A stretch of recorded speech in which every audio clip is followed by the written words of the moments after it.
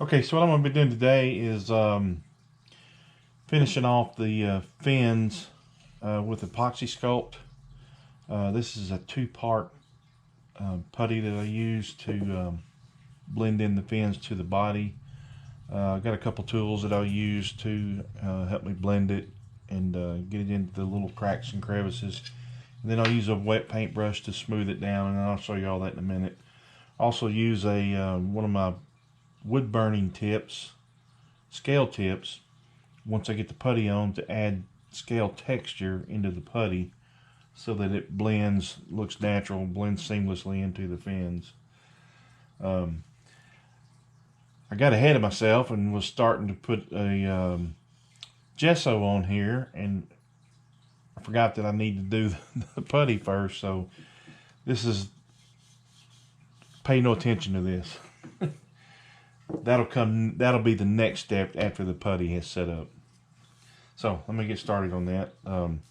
What I do is this is a two-part putty, and I'll mix up a little bit at a time. I don't do a whole bunch at a time, so I'll just get 2 equal parts, close as you can, and then I roll them out. May not work on this table here, on this claw.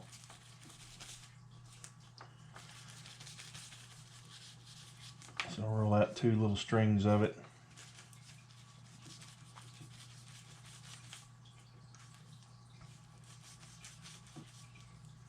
This also kind of helps me gauge if I'm mixing it right, which it looks like I may have just a little too much of this one. And then I take the 2 strands and twist them together. This is just how I do it. I mean, you can just mash it all together, I guess. And just start until it becomes one uniform color. And this has a working time probably of about 30 minutes or so before it starts setting up. So let me put these off over here to the side.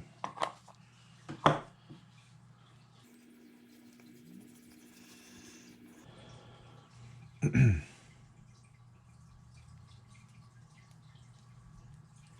what I'll do is I'll make a thin little ribbon and start putting it in the edge of the fins here,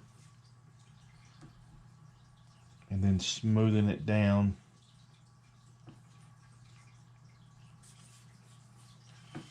So I'll take a little thin ribbon and just start up here. Let me get one of my little tools here so it gets kind of sticky.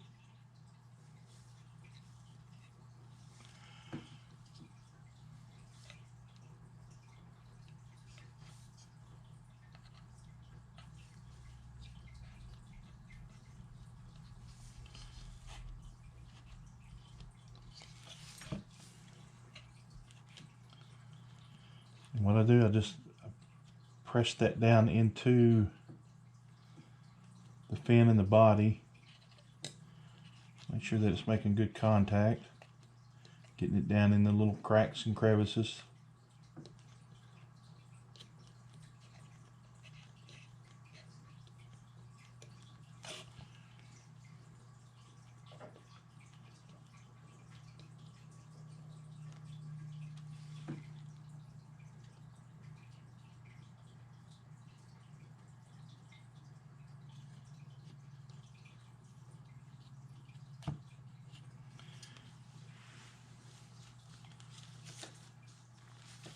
Then what I do is I take a wet paintbrush, and just start blending it down. You can get this wet and it doesn't hurt it. Sometimes I'll do it with my finger, because sometimes it works better with the fingers. You can really smear it down in there.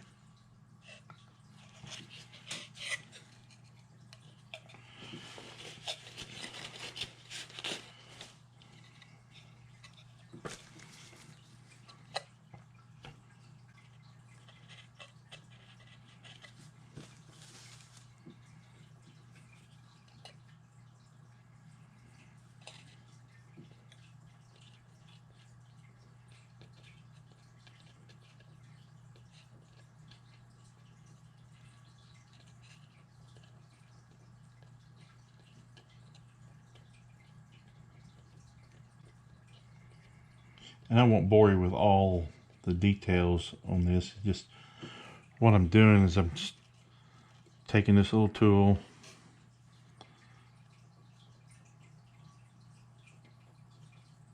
and making these fin rays blend in with the body.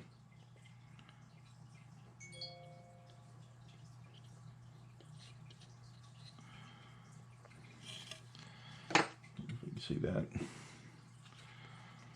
So I'll just repeat that process all the way around, and then I'll take this little scale tip and I continue these scales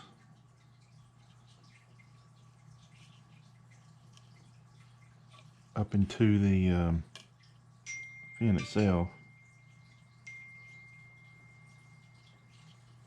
Sorry about that, my phone's going off.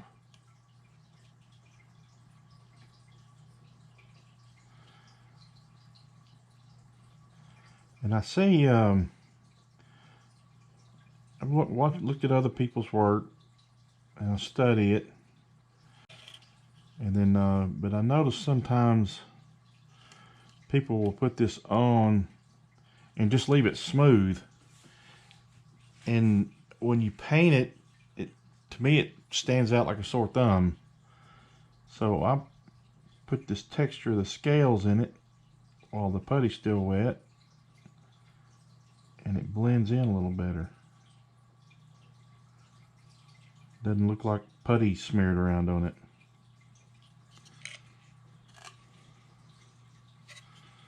So, all right, so that's what I'll do for the rest of it. Is I'll follow around, sealing up blending in the fins to the body. I don't usually worry about back behind like the pectoral fin. That's kind of hard to get to. I may put some down in there, but the biggest part is blending it in up here and making it look like the muscular structure of the fish on the fins. And then again, covering up mistakes like where I cut the fit of the tail wrong here, so I can blend all that in. I'll also be setting the eyes today. I didn't mention that, but I'll also be setting the eyes today, and I use the epoxy sculpt on that. So I'll probably show a little bit of that also. So I'm gonna get started on that, and when I come back, I'll have most of it done. Okay, I've got the fins epoxied in with the epoxy putty, and like I say, what that does is it just transitions the fin to the body.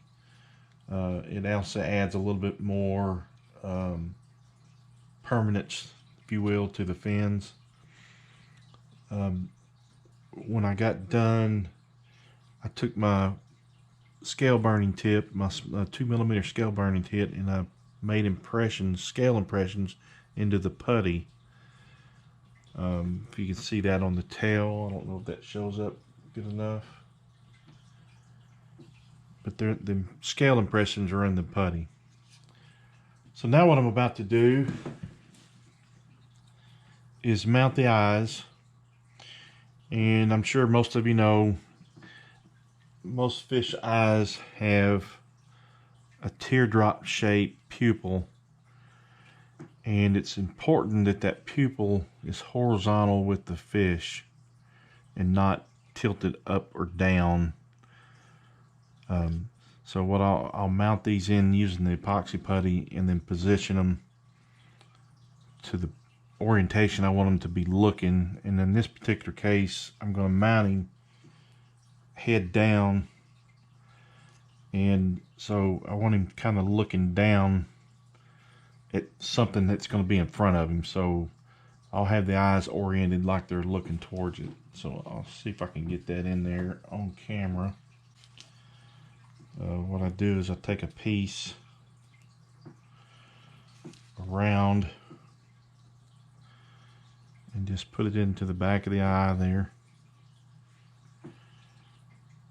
And then make sure I've got this orient with the pupil straight. And then I just press it in.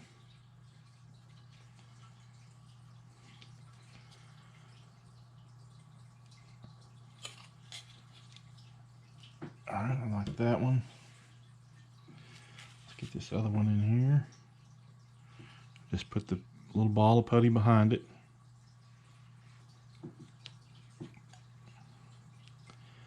And then make sure that the pupil is level, horizontally level with the body. And press it in slightly. I tend to leave them out just a little bit. And then look at the orientation of the eyes. Make sure they're level. They need to be fairly level up and down and not canted. They do roll a little bit in the sockets, but I think it looks better if they're in line with the body and then maybe slightly forward. This one's going to be looking down at something in front of it, so I'll tilt the front of the eye in just a little bit to give it like he's looking forward somewhat. So now, and then I drilled these holes a little bigger, so I need to fill in around the eyes here and just shape it, shape the skull part of the eye to the top. So I'll get that done, and then we'll come back and look at it.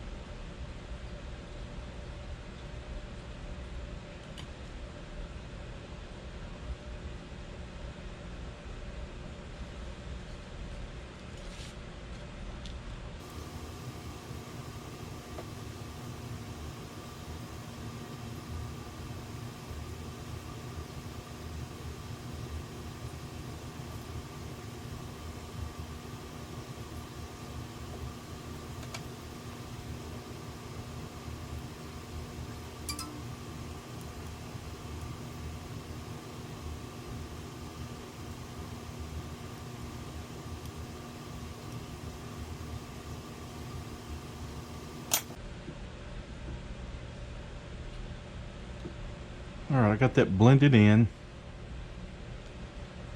and it looks pretty good, I think. Now I just got to get the other one to match.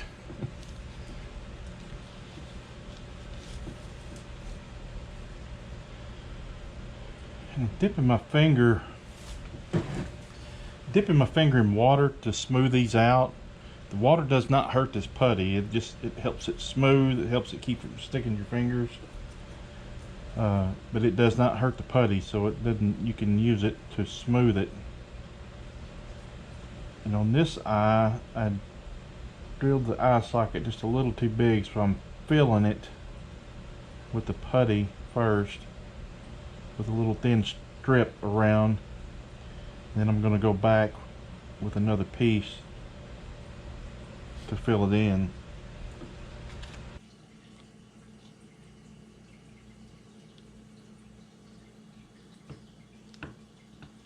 I'm blending it out towards the skull, towards the head, away from the eye. Sometimes I'll use one of my little paddle tools here to help blend it to this other end. Help blend it farther out.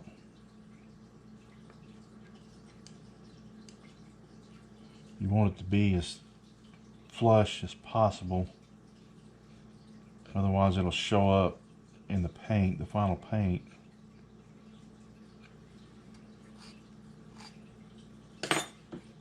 That's why you don't want to use as much either, because it'll make it look bug-eyed. And then I check it over again to make sure it looks straight.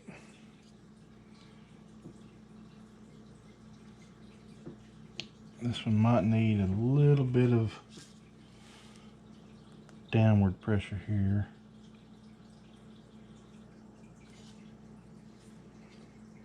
Yeah, it looks better.